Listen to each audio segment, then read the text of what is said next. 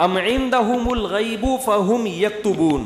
یہ آیت ہے جس پر آج میں نے درس دینا تھا, وقت تھوڑا رہ گیا تو مختصر دیتا ہوں. قرآن کہہ رہا ہے ام عندہم الغیب فہم یکتبون, کیا ان کے پاس غیب کا علم ہے جس کو یہ لکھ رہے ہیں. کیا علم؟ یہ خوش فہمی کا شکار ہیں. دیکھو جتنے بھی لوگ جو مذہب کو فالو نہیں کر رہے, حقیقت میں وہ اس خوش فہمی میں مبتلا ہیں کہ ہمیں کچھ بھی ہونے والا نہیں ہے. جیسے ہماری حالت اچھی ہے, ہمارا فیوچر بھی ایسا, یا تو مر کے ختم ہو جائیں گے, اور اگر مل بھی گیا تو کوئی برا نہیں, ہم کوئی برے تھوڑی ہیں, ہم کوئی برے تھوڑی ہیں. تو اللہ نے اس کا جواب دیا کہ کیا ان کے پاس فیوچر کا علم ہے پہلے سے؟ مستقبل کے بارے میں کبھی بھی بات کی جائے گی تو علم کے بغیر نہیں کی جا سکتی. کوئی آدمی کہہ رہا ہے نا فیوچر میں ایسا ہونے والا ہے, تو آپ اس سے دلیل پوچھیں گے آپ کو کس نے بتایا؟ وہ تانے بانے ملائے گا, صغرے کبرے ملائے گا, تو پھر اس کے بعد اگر وہ ایسے ہی کہہ رہا ہے کل یہ ہو جائے گا, پرسوں یہ ہو جائے گا, دیکھو مستقبل کے بارے میں یہ کہوں کہ کل پیر ہے تو یہ بھی فیوچر کی خبر ہے. آپ اس میں مجھ سے یہ پوچھ سکتے ہو کہ کیا دلیل ہے؟ میں کہوں گا دلیل یہ کہ آج کیا ہے, اتوار ہے. یہاں دلیل ہے, یہاں میرے لیے یہ دعویٰ کرنا درست ہے کہ کل کیا ہے, پیر ہے. لیکن اگر میرے پاس دلیل نہیں ہے اور میں کہوں کہ کل جو ہے وہ کل دنیا میں 3000 آدمی مر جائیں گے ایک ہی کسی حادثے میں, تو لوگ پوچھیں گے بھائی کیا دلیل ہے کسی حادثے میں 3000 آدمی مر جائیں گے؟ اب میرے ذمے کیا ہے؟ میں کہوں وہ ویسے ہی میرا ذوق کہہ رہا ہے, تو یار کوئی مانے گا کوئی؟ اچھا عجیب بات یہ ہے کہ روحانی عاملوں کی یہ باتیں مان لیتے ہیں لوگ. میں یہ کہوں نا کل 3000 آدمی ایک حادثے میں, اللہ نہ کرے مرے ہیں, میں ایک مثال دے رہا ہوں, تو لوگ کہیں گے کہاں سے پتہ چلا؟ لوگ کہیں گے بھائی جھوٹ بول رہے, اس کو کس نے بتایا؟ یا تو قاتلوں سے تعلقات ہیں جس نے مارنے کا ارادہ کیا ہے, ایسا بھی نہیں ہے تو یہ ہوائی بات ہوگی. لیکن یہی بات روحانی عامل کرے گا تو لوگ کیا کریں گے؟ حضرت کا علم ہے بھائی, حضرت کے پاس بولو علم ہے. ابھی روحانی عاملوں پہ نہیں جاؤں گا, پھر میں معین اختر کی طرح نا بلب کے رشتہ داروں کو بھی, تو اب تو میں روحانی عاملوں کے رشتہ داروں کو بھی اچھے الفاظ سے یاد نہیں کرتا. رشتہ داروں سے مراد وہی جو بلب کے رشتہ دار تھے. اب آپ کہیں گے بلب کے کون سے رشتہ دار ہوتے ہیں؟ ہمارے ہاں کبھی بھی جس بندے کو برا کہا جاتا ہے گالی اس کو نہیں دی جاتی, ہمیشہ اس کے رشتہ داروں کو ہمیشہ گالی دی جاتی ہے. یہ ہمارے ایک ٹرینڈ چل نکلا ہے. تو قرآن کہتا ہے کہ ام عندہم الغیب فہم یکتبون. کیسے دیکھو ہمیں جھنجھوڑ رہا ہے قرآن کہ تم اپنے بارے میں کیوں فرض کر کے بیٹھے ہوئے ہو کہ تمہیں کچھ بھی ہونے والا نہیں ہے, تمہیں سزا نہیں ملے گی. یہ تمہیں کس نے بتایا ہے؟ فاصبر لحکم ربک ولا تکن کصاحب الحوت. جب نبی یہ مطالبے کرتے تھے تو پھر بھی آگے سے کوئی رسپانس نہیں ملتا تو انسان کو بے انتہا تکلیف ہوتی ہے کہ کن پتھر دل لوگوں سے واسطہ پڑا ہے. تو قرآن کہتا ہے فاصبر, اے نبی آپ کیا کرو؟ صبر کرو. ولا تکن کصاحب الحوت, مچھلی والے یونس کی طرح جل باز مت بنو. حضرت یونس علیہ السلام کی قوم نے بھی یہی سلوک کیا, لیکن یونس علیہ السلام چاہتے تھے جلدی سے فیصلہ ہو اور اپنی قوم کو چھوڑ کے نکل گئے. تو اللہ نے اس پہ آپ کی تنبیہ کی, تو آپ بھی اے نبی جلد بازی مت کریں. تو یہ نبی کے ذریعے سے ہمیں بھی بتایا جا رہا ہے کہ آپ حق کی دعوت دیتے رہیں, اور یہ نہ دیکھیں کہ یہ جو اللہ کے نافرمان لوگ ہیں, جو حق کو نہیں ماننے والے لوگ, وہ پھر بھی پھل پھول رہے ہیں. اس ٹینشن میں مت آؤ, کیونکہ اللہ انصاف کرتا ہے مگر اس میں دیر ہوتی ہے, اندھیر نہیں ہوتی. وہ لے گا انتقام, ان کو اپنے حال پہ چھوڑ دو. یہ اللہ کی حکمت اسی کا تقاضا کرتی ہے, چھوڑ دیا جائے اپنے حال پہ. آج جو اہل حق ہے نا ان کو بہت تکلیف ہوتی ہے کہ جب یہ ہم صحیح بات کر رہے ہیں لیکن آگے جواب جو مل رہا ہے وہ کیا مل رہا ہے؟ الٹا, کوئی مان کے نہیں دے رہا. تو اللہ فرماتے ہیں وَلَا تَكُنْ كَصَاحِبِ الْحُوتِ إِذْ نَادَى وَهُوَ مَكْظُومٌ. یونس علیہ السلام نے جلد بازی کی اور بالآخر اللہ کی طرف سے ان کو دنیا میں تنبیہ ہوئی ہے, سزا ملی ہے. اور وہ سزا کیا ملی؟ اذ نادا وہو مخزوم, مچھلی کے پیٹ میں گئے, غم سے گھٹ رہے تھے اور اللہ کو پکارا. فنادا فی الظلمات اللہ الہ الا انت سبحانک انی کنت من الظالمین. اے اللہ تیرے سوا کوئی عبادت کے لائق نہیں. غلطی کس کی ہے؟ میری غلطی ہے, میں نے اپنی جان پہ ظلم کیا. تو اللہ نے کیا کیا؟ مچھلی کے پیٹ سے نکال لیا. دیکھو یونس علیہ السلام نے اللہ کے حکم پہ کتنا عرصہ تبلیغ کی, قوم نے نالائقی کی, پھر بھی نہیں مانے. سزا بجائے قوم کو ملنے کے کس کو مل رہی ہے؟ بولتے کیوں نہیں؟ الٹا حضرت یونس علیہ السلام کو مل رہی ہے سزا. تو اب آپ بتاؤ کیسا پیغمبروں کا صبر کا پیمانہ ہے. ایسے موقع پہ بھی اللہ کے خلاف کوئی شکایت زبان سے بولو نہیں نکال. کیوں؟ اللہ یونس علیہ السلام کے عمل میں ہمیں بتا رہے ہیں کہ دینداری کا یہ مطلب نہیں ہے کہ تم اچھے بنو گے تو اللہ کی نوازشیں آنا شروع ہو جائیں گی. دینداری کا مطلب یہ کہ جو اللہ کا کام ہے وہ اس کو کرنے دو. تمہارا کام ہے عاجزی انکساری, بس میں ہی غلط, صحیح ہو کے بھی کون غلط؟ میں غلط. ہمیشہ غلطی کس کی کھاتے میں ڈالنی ہے؟ بولتے کیوں نہیں؟ دیکھو ہم نماز پڑھتے ہیں, نماز کے بعد 3 دفعہ استغفر اللہ پڑھتے ہیں, تو کیا کسی نامحرم کو دیکھا ہوتا ہے ہم نے نماز میں؟ بولتے کیوں نہیں؟ تو کوئی تک بنتا ہے استغفر اللہ کا؟ یا ہم نے کوئی جرم کیا ہے, نماز پڑھی اور کیا کہلوایا جا رہا ہے؟ استغفر اللہ استغفر اللہ. بھائی اگر استغفر اللہ پڑھنا تھا تو یہ نماز پڑھی کیوں کہ تم نے؟ ہمیں یہ بتایا جا رہا ہے کہ تم نیکی کر کے بھی کیا سمجھو جیسے تم نے گناہ کیا ہے. کیسے گناہ؟ نماز گناہ نہیں ہے بھائی. تم یہ کہو اے اللہ جس طرح سے پڑھنی چاہیے تھی اس طرح سے نہیں پڑھی میں نے, تو نیکی کر کے بھی کہا جا رہا ہے کہ ہم غلط ہیں. ہم نے اللہ جو پڑھنی تو ہمیں معاف کر دے, ہم سے نہیں ہوئی صحیح, ہم سے کام کیا ہو گیا؟ غلط ہو گیا. مجھے یاد ہے 25-30 سال پرانا قصہ ہے, چھوٹا بچہ تھا میں اس وقت. ایک تبلیغی جماعت میں نا ایک صاحب کے سال پہ سال لگ رہے تھے, پوری دنیا میں وہ ان کے سفر ہوئے, بڑا انہوں نے وقف کیا ہوا تھا اپنے آپ کو تبلیغی جماعت کے لیے. تو میرا ان سے ٹاکرا ہو گیا. وہ مجھے سمجھانے لگے جماعت میں نکلو سیر و جیسے تبلیغ والے کرتے ہیں. اب مجھے پتا تھا یہ بہت ہی پرانے کھیڑو ہیں اور ان کی تو زندگیاں گزر گئی ہیں اس کام میں. میں نے کہا ماشاء اللہ اللہ نے آپ سے بڑا کام لیا ہے تبلیغ کا. کہتے ہیں ہاں میں نے بہت بگاڑا ہے تبلیغ کے کام کو. کہہ رہے ہم تو کام بنانے والے نہیں, کس میں ہم تو بگاڑنے. کہہ رہے میں تو بگاڑ ہی رہا ہوں جب سے. مجھے ان کا یہ اسٹائل بہت اچھا لگا. یعنی اپنے آپ کو کہہ رہے ہیں کہ تبلیغی جماعت میں اگر کوئی خرابی ہے تو وہ کس کی وجہ سے ہے؟ بولو. وہ اپنے بارے میں کہہ رہے ہیں وہ کس کی وجہ سے؟ مجھے نہیں کہہ رہے تھے, اپنے بارے میں کہہ رہے تھے. وہ کس کی وجہ سے؟ میری وجہ سے. کہہ رہے ہم کام بنانے والے نہیں بلکہ بگاڑنے والے ہیں. اب کوئی فسادی ہوتا تو کہتا ہے جب بگاڑنے والا تو کر کیوں رہا ہے پھر ہمیں؟ یہ تو اس نے خود کہا ہے, اپنی زبان سے بولا ہے کہ ہم بگاڑنے والے ہیں. یوٹیوب پہ کلپ ڈالتا ہے, یہ دیکھو خود. تو مجھے ان کی یہ تواضع پسند آئی. میں نے کہا دیکھو یہ بیچارہ صبح و شام اس کام میں لگا رہتا ہے, مگر یہ کہہ رہا ہے جو تبلیغ کا کام پھیل رہا ہے اس میں جو برکتیں ہو رہی ہیں وہ میرے علاوہ لوگوں کی وجہ سے ہو رہی ہیں, اور جو خرابی آ رہی ہیں وہ کس وجہ سے ہو رہی ہیں؟ وہ ساری میری وجہ سے ہو رہی ہیں. تو آج مارکیٹ میں یہ چیز کیا ہے؟ شارٹ.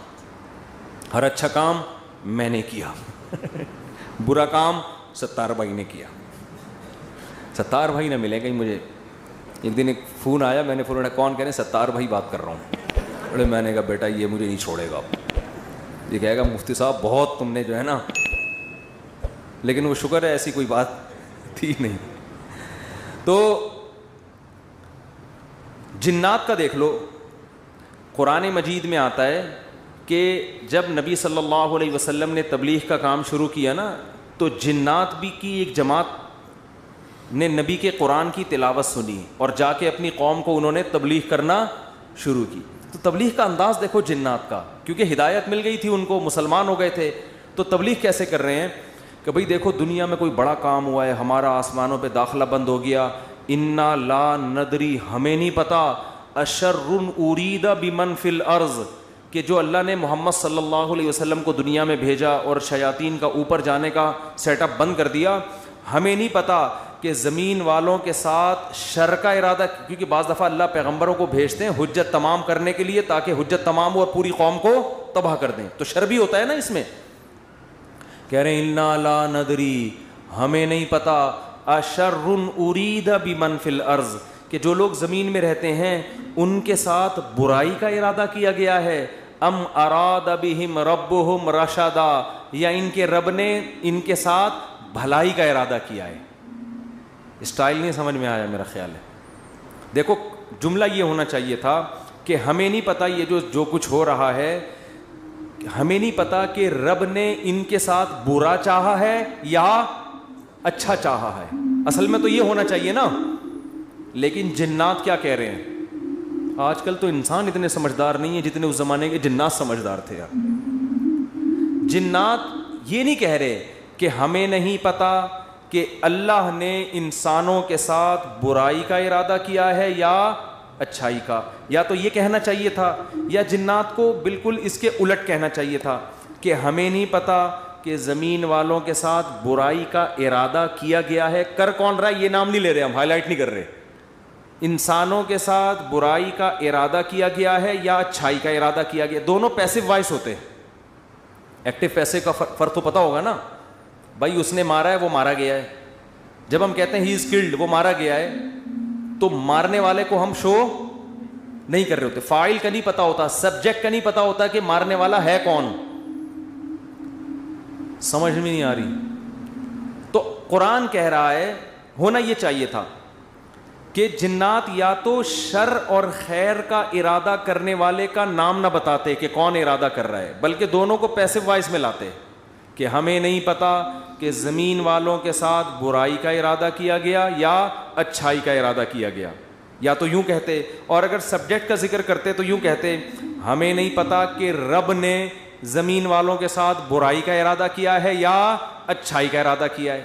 لیکن جنات اتنے ہوشیار, جب اچھائی کا تذکرہ آیا تو رب کا تذکرہ کیا, برائی کا آیا تو سبجیکٹ کو کیا کر دیا, حذف. تو کیا کہہ رہے ہیں, انا لا ندری, ساڈی عقل چ بات نہیں آندی, سانو نہیں پتا کہ اشر ارید بمن فی الارض, پیسو وائس, کہ زمین والوں کے ساتھ برائی کا ارادہ کیا گیا ہے. کون کر رہا ہے یہ نہیں بتائیں گے. یہ میں نہیں بتاؤں گا, یہ نہیں بتاؤں گا میں. حالانکہ وہ بھی کون کر رہا ہے, اللہ ہی کر رہا ہے نا, لیکن اللہ کا نام نہیں لے رہے. ہمیں نہیں پتا کہ زمین والوں کے ساتھ برائی کا ارادہ کیا گیا ہے یا اللہ نے اچھائی کا ارادہ کیا ہے. اچھائی کی جب بات آئی تو اللہ کی طرف نسبت, برائی کی بات آئی تو وہ بھی تو اللہ ہی ارادہ کر رہا ہے, لیکن اللہ کا نام ذکر نہیں کر رہے. ادب کی وجہ سے کہ بھائی برائی اگر ہو رہی ہے تو اللہ تو کر تو رہا ہے, لیکن انسانوں کی حرکتوں کی وجہ سے ہو رہا ہے, تو گویا انسان خود ہی کر رہے ہیں اپنے ساتھ. یہ اللہ تو محض ایک خالق ہے, کر کون رہے ہیں, یہ خود ہی کم وقت کر رہے ہیں. اچھائی ہو رہی ہے تو پھر اللہ کر رہا ہے. یہ تمیز ہمیں کس سے سیکھنی چاہیے, جنات سے. کوشش نہ کریں کسی جن ون کو بھلا کے تمیز کے چکر میں, ایسا نہ ہو کہ مارکیٹ سے بالکل شارٹ ہو جائیں. تو اس سے ہمیں یہ پتہ چلا کہ اسلام میں بڑے کا احترام ہے. بعض چیزیں حقیقت پر مبنی ہوتی ہیں مگر اس کو زبان سے ادا نہیں کیا جاتا. تو جیسے اللہ کی تعظیم ہے ایسے ہی بڑوں کی بھی تعظیم ہے. حدیث میں آتا ہے, آپ صلی اللہ علیہ وسلم نے فرمایا جو ہمارے بڑوں کی تعظیم نہیں کرتا وہ ہم میں سے نہیں ہے. تو جب کوئی برائی کی نسبت کسی بڑے کی طرف کی جائے تو ابا کا نام لے کے نہ بتایا کرو یہ سب کچھ ابا نے کیا ہے. بولو بھائی یہ ہمارے گھر میں ہوا ہے, ٹھیک ہے نا, یہ ہمارے گھر میں. بولتے کیوں نہیں؟ مثال کے طور پر اس دن ابا ایسے پھل لے کر آئے جس کی وجہ سے بچوں کو ڈائریا ہو گیا. اتفاق سے اس دن ابا سڑے ہوئے پھل لے آئے سستے کے چکر میں. ابا ایسے کام کرتے رہتے ہیں مارکیٹ میں. اب بچے لیٹے ہوئے ہیں تو اب بیگم کو چاہیے یہ نہ کہے کہ انہوں نے ڈائریا پھیلایا ہے, بلکہ کہے ہمارے گھر میں ڈائریا پھیل گیا ہے. ٹھیک ہے نا, وہ ابا خود ہی سمجھ جائے گا کس نے کیا یہ کام. پھل کی طرف نسبت کرتے ہیں, ان پھلوں نے بیمار کیا ہے. نسبت بولو, بچے بھی یہ نہ کہیں ہمارے ابا نے ہمیں بیمار کیا ہے, بلکہ بچے یہ کہیں ان پھلوں نے ہمیں, بلکہ پھل سے ابا سمجھ جائیں گے اصل میں مجھے چھیڑ رہے ہیں, بس ابا ہو گئے بیمار. آج کل ادب تمیز مارکیٹ سے بالکل شارٹ. ایک آدمی کو کرونا ہوا, اس کے بعد اس کی بیوی کو بھی ہو گیا. مجھے بار بار آ کے بتا رہے میری بیوی کہہ رہی آپ کی وجہ سے ہوا ہے مجھے بھی. اب دیکھو اس آدمی کو تو ٹینشن ہوگی نا یار, وہ ہو گیا اللہ کی طرف سے ہو گیا, نہیں پہلے آپ کو ہوا تھا تو آپ کی وجہ سے کس کو ہوا ہے, مجھے. اسی طرح شوہر بھی بیوی پہ بلی ڈال سکتا ہے, تمہیں ہوا تھا تمہاری وجہ سے مجھے ہوا ہے. بھائی کس کی وجہ سے ہوا ہے, بس اللہ کی قدرت ہے, ہو گیا. چھوڑو وہ کون گلے ملا تھا آپ سے, کس نے آپ کی طرف منہ کر کے چھینکا تھا. ہم ایسے بہت سے لوگوں کو جانتے ہیں جو ٹی بی کے مریضوں کے ساتھ چپک کے انہوں نے زندگی گزاری, خدمت کی, مگر ان کو ٹی بی نہیں ہوئی, اور 2 گھر چھوڑ کے جو بندہ بیٹھا ہوا تھا اس کو ہو گیا. تو آج کل نا یہ تمیز مارکیٹ سے شارٹ ہو رہی ہے, بڑے چھوٹے کا ادب کیا ہو رہا ہے, ختم, فوراً بلی ڈال دیتے ہیں اس نے کیا یہ. تو اگر کیا بھی ہو بھائی نسبت مت کرو, تقدیر کا حصہ بھائی ہو گیا ہمارے ساتھ. قرآن دیکھو ابراہیم علیہ السلام کیا کہتے ہیں, وَإِذَا مَرِضْتُ فَهُوَ يَشْفِينِ, کیا خاندانی کلام ہے یار. حضرت ابراہیم کہہ رہے ہیں جب میں بیمار ہوتا ہوں اللہ مجھے شفا دیتا ہے. حالانکہ بیمار کون کرتا ہے, وہ بھی تو اللہ ہی کر رہا ہے نا. تو کہنا تو یہ چاہیے تھا کہ اللہ ہی بیمار کر کے اللہ ہی مجھے ٹھیک کر دیتا ہے. تو سوال پھر اس میں اللہ کی تعریف کی کیا ضرورت ہے, بیمار بھی تو اسی نے کیا تھا. لیکن اللہ کی حمد و ثنا کر رہے ہیں, بیمار تو میں ہو جاتا ہوں, شفا کون دیتا ہے, اللہ. تو یہ ادب تمیز سکھایا جا رہا ہے کہ انسان کے بچے بن کے زندگی گزارو, بڑے چھوٹے کا ادب کرو. القابات بھی بڑے چھوٹے کے لیے الگ الگ ہونے چاہیے. تو خیر قرآن کیا کہتا ہے, اے نبی فاصبر, آپ نے کیا کرنا ہے, صبر کرنا ہے. تو ہمیں بھی ترغیب دی جا رہی ہے کہ ہم یہ نہ سمجھیں کہ ادھر ہم دعوت دیں گے ادھر فوراً لوگ ہماری دعوت پر لبیک کہیں گے. جس کو جو بات سمجھائیں گے 2 منٹ میں اس کی سمجھ میں وہ بات آ جائے گی اور وہ بالکل ہمارے نظریات کے مطابق ہو جائے گا, اور اس طرح ہم ہنسی خوشی زندگی گزاریں گے. لوگ یہی کہتے ہیں, پھٹے اسی پہ ہوتے ہیں نا. باپ کہہ رہا ہو یار میں بیٹے کو سمجھا رہا ہوں, کم بخت کی سمجھ میں ہی نہیں آ رہا. بیٹا کہتے ہیں ہم ابا کو سمجھاتے ہیں, ابا کی سمجھ میں نہیں آ رہا. شوہر بیوی کو سمجھا رہا ہے, اس کی کھوپڑی میں نہیں آ رہا. بیوی شوہر کو سمجھا رہی ہے, اس کی کھوپڑی میں نہیں. اپوزیشن حکومت کو سمجھا رہی ہے, حکومت کی سمجھ میں نہیں آ رہا. حکومت اپوزیشن کو سمجھا رہی ہے, اپوزیشن کی سمجھ میں نہیں آ رہا. تو اگر دنیا میں جو بات سمجھائی جائے, میں کب سے کیا کیا سمجھا رہا ہوں, سمجھ میں آ رہا ہے, کب سے کیا کیا سمجھا رہا ہوں, سمجھ میں نہیں آ رہا. تو اگر ایسا ہی دنیا میں نظام ہو جائے کہ ادھر سمجھایا ادھر سمجھ میں آ گیا, تو سب ہنسی خوشی زندگی گزارنا شروع ہو جائیں گے. وہ ایک شاعر ہے ہندوستان کا, ان کا نام ذہن سے نکل گیا, تراز کر کے آتا ہے, پتہ نہیں ایچ ایم تراز ہے, کچھ ایم تراز کر کے آتا ہے, بڑے زبردست شاعر ہیں. میں نے جب ان کی ایک دفعہ شاعری سنی نا تو مجھے بڑا, اس لیے نہیں کہ مجھے نہیں پتہ کیسے آدمی ہیں, اچھے ہی ہوں گے, لیکن مجھے اردو سے لگاؤ ہے, محبت ہے. تو ہندوستان کے شاعروں میں بڑی زبردست شاعری ہے اردو کی نا. تو میں نے جب اس بندے کی شاعری سنی, میں نے کہا یار یہ 2014 کی بات ہے. میں نے کہا اس بندے سے ملاقات کا دل چاہتا ہے, اس نے اردو پہ بڑی محنت کی ہے. تو اللہ کی قدرت, یہ جو عمرہ ہے نا, عمرہ یہ مسلمانوں کے لیے بہت بڑا ایک ذریعہ ہے آپس میں کمیونیکیشن کے لیے. یہ میں نے انگریزوں کی کتاب میں یہ بات پڑھی ہے, گوروں نے لکھا ہے کہ مسلمان سائنسدان جو بہت بڑے بڑے حکیم بنے نا, جنہوں نے جڑی بوٹیوں پہ ریسرچ کی, اس کی ایک بہت بڑی وجہ مسلمانوں کا حج ہے. کیونکہ حج کرنے کے لیے کہاں کہاں سے, ساؤتھ افریقہ سے اور کہاں کہاں سے دنیا سے لوگ آتے تھے.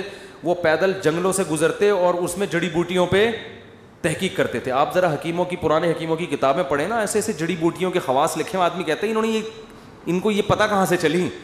تو وہی حج اور عمرے سے جو مسلمانوں کے سفر ہوئے, پھر مختلف ملکوں کے لوگ آ کے عمرے میں ایک دوسرے سے ملتے ہیں, ایک دوسرے کی تہذیبیں سیکھتے ہیں, سکھاتے ہیں. یہ مسلمانوں کے لیے یہ بہت بڑا ایک ذریعہ بنا ہے. یہ بیت اللہ جو ہے نا, یہ مسلمانوں کو آپس میں کنیکٹ کرنے کا صدیوں سے ایک بہت بڑا ذریعہ ہے. یہاں کے ترکی, پاکستانی, انڈونیشیا سب آ کے کیا ہوتے تھے, مل جاتے ہیں. تو میری خواہش تھی, میں نے کہا یار کبھی ان سے سلام دعا ہو جائے تو اچھا ہے, خوشی ہوگی. تو وہ میں نے ویسے ہی, انڈیا کے کچھ لڑکے بیٹھے ہوئے تھے, بیت اللہ میں عمرہ کیا ہم نے. میں نے کہا یار وہ ایک شاعر ہے, انہوں نے کہا اتفاق سے عمرہ کرنے آیا ہوا ہے. میں نے کہا میری ملاقات کرا دو. تو مجھے نہیں پتا تھا وہ مجھے جانتے ہیں. تو جب ملاقات ہوئی, انہوں نے کہا میں تو آپ سے خود بہت دنوں سے ملنے کا مشتاق, آپ کے بیان سنے بڑا مزہ آتا ہے. اس وقت میرے آڈیو بیان ہوتے تھے. تو بات کیا کر رہا تھا میں, تو ان کا ایک شعر تھا, شعر ہی بھول گیا. شعر کا ایک جملہ مجھے یاد ہے, کیونکہ ہم ہر چیز آدھی یاد کرتے ہیں نا. وہ ابتدائی عشق میں دل ہوا یوں خراب آدھا والا شعر کی وجہ سے. تو اس نے کہیں اپنی محبوبہ کا شاعر نے تذکرہ کیا ہوگا کہ وہ کہیں چلی گئی, یوں ہو گیا, ٹینشن میں آ گیا. تو اس نے لکھا یہ انہونی نہیں ہوتی تو پھر ہونے کو کیا ہوتا. یہ انہونی نہیں ہوتی تو پھر ہونے کو, یعنی دنیا میں کچھ عجیب سے کام ہوتے ہیں تو پھر ہوتا ہے نا کچھ, تو آدمی انجوائے کرتا ہے کچھ ہوا ہے. یعنی اگر شاعر کا تخیل بیان کر رہا ہوں, ایسا نا اب آپ اس شاعر کو کہیں کون سی معشوقہ تھی تمہاری مارکیٹ سے شارٹ ہو گئی, مفتی صاحب نے ہمیں بتایا, شاید ہم پولیس بھیج کے. اس شاعروں کا کلام کا کچھ بھی مطلب نکالا جا سکتا ہے. محبوبہ کے بجائے کچھ وسیم بھائی کو ڈال دو, ستار بھائی کو ڈال دو, وہ ٹینشن نہیں ہے.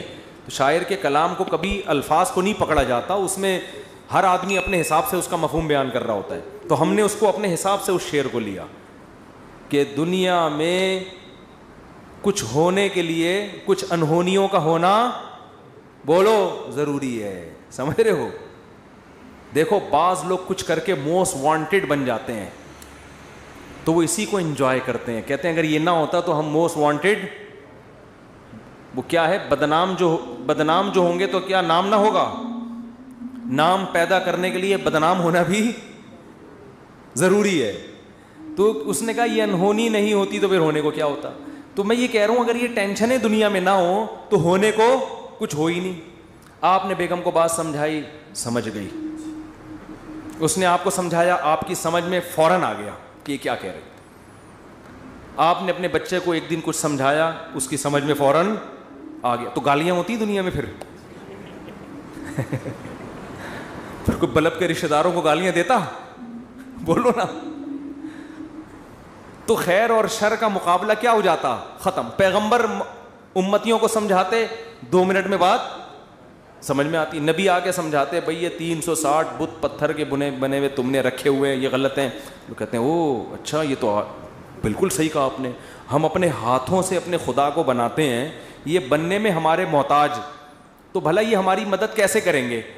بات تو کلیئر تھی نا, 2-4 کی طرح, مگر ان کی کھوپڑی میں نہیں آئی ہے. 10,000 کا لشکر لے کے مکہ پہ حملہ ہوا ہے, خون بہے ہیں, لو عورتیں بیوہ ہوئیں, بچے یتیم ہوئے. اتنی سی بات سمجھانے کے لیے 23 سال کی ٹینشن ہے, پھر جا کے بھی سمجھ میں پھر بھی نہیں آئی. پھر مکہ فتح ہوا تو نبی نے بیت اللہ کے اندر 360 بت گرائے اپنے ہاتھوں سے, وہ بھی طاقت کے زور سے سمجھ میں آئی ہے, ورنہ پھر بھی نہیں آئی. اگر یہ حملہ نہ ہوتا تو آج تک 360 بت رکھے ہوئے ہوتے, آپ دلائل میں مناظرہ ہی کر رہے ہوتے, بحث ہی کر رہے ہوتے, کسی کی کھوپڑی میں نہیں آتی بات.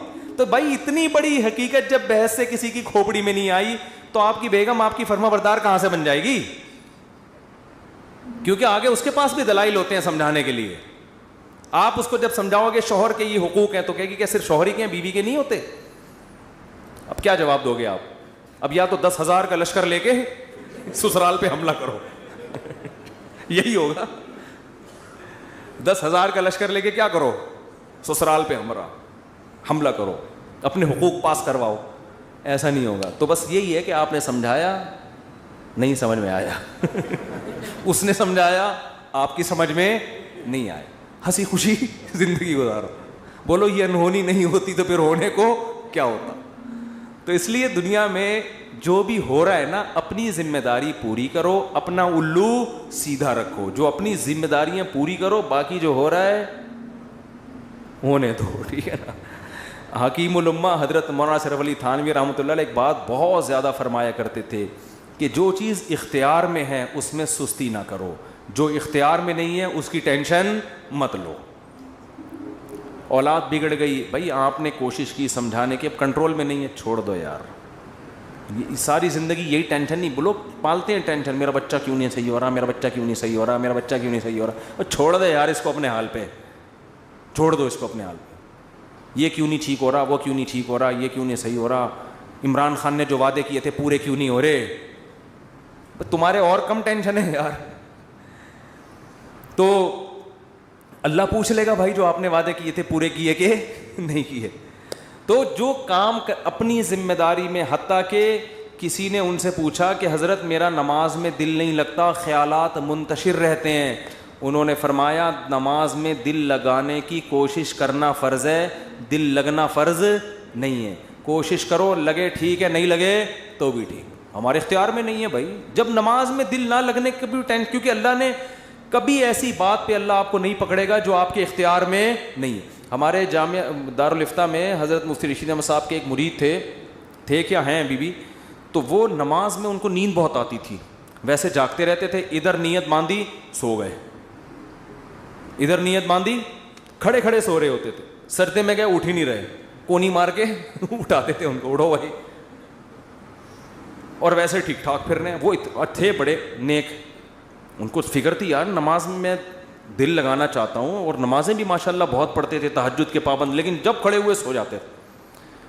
تو ایک دن انہوں نے لکھا کہ حضرت میں ٹینشن میں آ گیا ہوں, میں نماز میں ادھر نیت باندھی اور ادھر آنکھ لگ گئی. تو فرمایا کوئی ٹینشن لینے کی بات نہیں ہے, نماز کا بھی پورا ثواب مل رہا ہے بھائی, نماز کا بھی پورا ثواب اور نیند کے بھی مزے, کیونکہ یہ آپ اپنے اختیار سے یہ نہیں کر رہے, یہ غیر اختیاری ہے. جان کر کوئی خراٹے لے رہا ہے نا کم بخت نماز میں, کھڑا ہوا ہے اور آنکھیں بند کر کے کوشش کر رہا ہے کہ میں سو جاؤں, یہ غلط ہے. بھئی آپ جاگنے کی کوشش کر رہے ہو پھر بھی نہیں جاگتے, کوئی ٹینشن کی بات نہیں ہے, اس سے نہ کوئی درجات میں کمی آئے گی. آج بہت سے لوگ کہتے ہیں نماز میں مزہ نہیں آ رہا, ہم کو نماز میں مزہ نہیں آ رہا. بھئی مزہ تو بریانی کھانے میں آئے گا مسالے والی, اس میں اگر نہیں آ رہا مزہ تو ڈاکٹر کو بتائیں. پیٹ میں کوئی پشاور میں گئے اور چپلی کباب کھانے کا مزہ نہیں آیا تو یہ پشاور کا فالٹ نہیں ہے, یہ آپ کے پیٹ کا فالٹ ہے. آپ چائے کے عادی ہو, آپ کوئٹہ اور چمن میں بھی آپ کو چائے پینے میں مزہ نہیں آیا تو چائے کا فالٹ نہیں ہے, آپ کو غلط چائے پینے کی عادت پڑ گئی ہے. سٹوں کی بھی بات بتاؤں چھوڑو رہنے. تو اسی طرح یہ تو بریانی ہے مسالے والی, نماز مزے کے لیے تھوڑی ہے, بریانی ہے مزے کے لیے. نماز تو عبادت ہے, آپ نے پراپر طریقے سے اپنی ذمہ داری پوری کرنی ہے. کبھی انسان کی طبیعت میں نشاط ہوتا ہے, بڑا مزہ آ رہا ہوتا ہے نماز میں, آنسو نکل رہے ہوتے ہیں, کبھی طبیعت میں ٹینشن ہوتی ہے, تو آپ اپنی ذمہ داری پوری کرو, ان چکروں میں مت پڑو کہ مزہ آ رہا ہے یا نہیں آ رہا. سمجھ